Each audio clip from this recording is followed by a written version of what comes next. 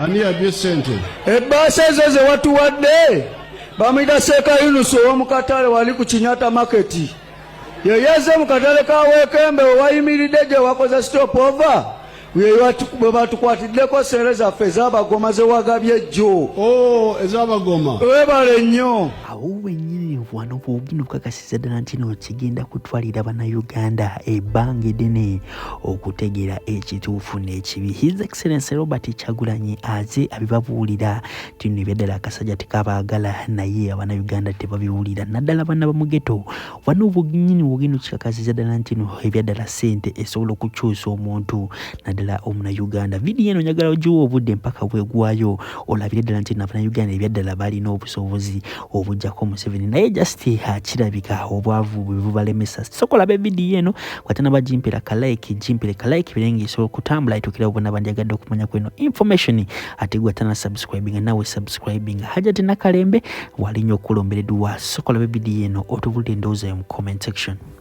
Ani yabye ssente? Ebbaasa ezo ze watuwadde bamuyita Seeka Yunusu ow'omu katale wali ku Kinyata maketi. Ye yazze mu katale ka Weekembe wayimiridde gye wakoze stop over. Bwe batukwatiddeko sente zaffe ez'Abagoma ze wagabye jjo. Ez'Abagoma. Weebale nnyo. Ani yazitutte? Bazitutte bamuyita Seeka Yunusu Kabaya. Okay, ez'Abagoma. Group z'Abagoma ziri bali wano. Tuli wano ze zino ezivuga taata tezinaddayo n'ennyinyi tetunnamusasula. Group ziri mmeka? Ziri gurupu 2 tuli abantu 10. Kale mujja wano mbalabe. Kale.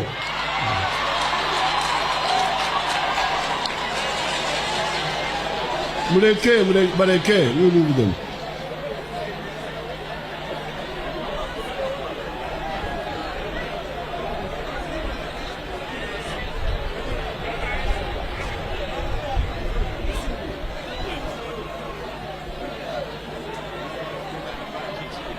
Wawache, wewe askari wawache.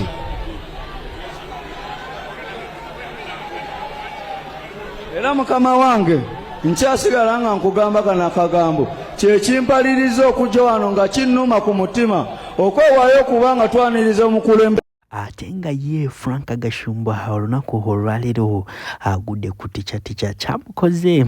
Ino vidiyo yo njagala namwe mugyerabireko girabe yonna mpaka bwegwayo bwano ogenda otegeera ddala nti no tica ayina amagezi soko girabe.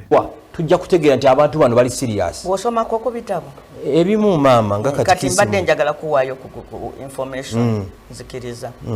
Protest vote erimu ebikanga 7. Kati olwaleero njagala ogenda osome ku kika kye bayita tactical protest vote. Kyakola wa? Kyakola mu America. Mwaka ki? Omwaka ogwajjako Trump. Tewali kaluke baga nti tukayuzeemu. Protest vote nge tewaliwo gwe bagamba nti ogenda kulonda. Naye bagamba mwenna mugweyo tusuule Trump. Wonderful. Ekyajjako Trump. So protest vote si buli kaseera kibeera ya abanda ku NBS. Owulidde sebo?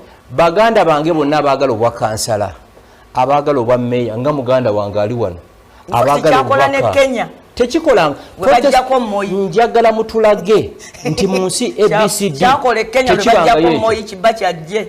Bonna balayiro Odinga bani bonna ne bagamba tusooka kulonda akalulu konna buli munna Kenya agenda alonde tusooke tusuule.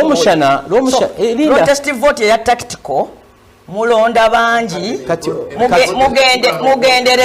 mugendere ekigendererwa kyeyo kuba kino kirudde nga bakyogera mbuno protest vote kitegeeza kuyuza mu kalulu kokka.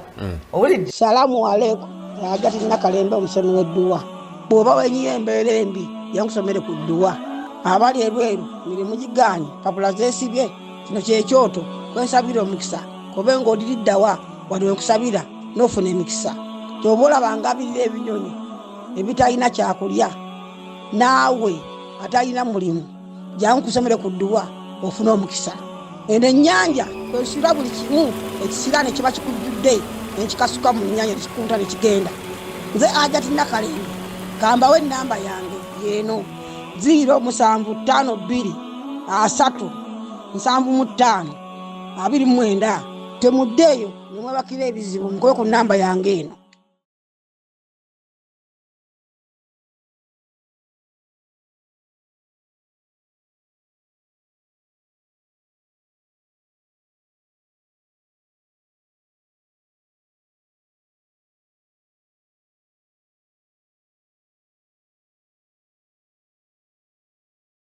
kino Bruno baana anyiganyige namusanga ng'akuba akalango k'enviiri wig nemanya bulaza value agisudde kulanga wig yali azambadde bangalanga bulaza ng'alanga abaagala wigi ng'oli bwanajja n'agamba Shalom mpitako wano ku dduuka lya mumpisizeemu n'akuwaayo 10 ntegeera value oba omaze ogikola ki ogisaza kati category wise abayimbi bano bali mu category ndowooza mubiwulidde so basabo ne bannyabo akalango ke nali nkuba kaali ka Rovis kaali ka Hair Trends. Hair Trends ya mukyala Amini mummanyi. Amini yanteere $2,000,000 ku mmotoka yange.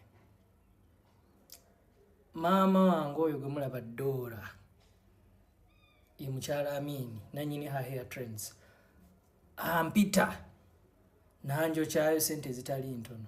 Nze najja kukola sente nina abaana aba ndabirira maama wange nina ne baganda bange n'abantu abalala bangi. Nze najja kukola sente kikyanzigye mukono.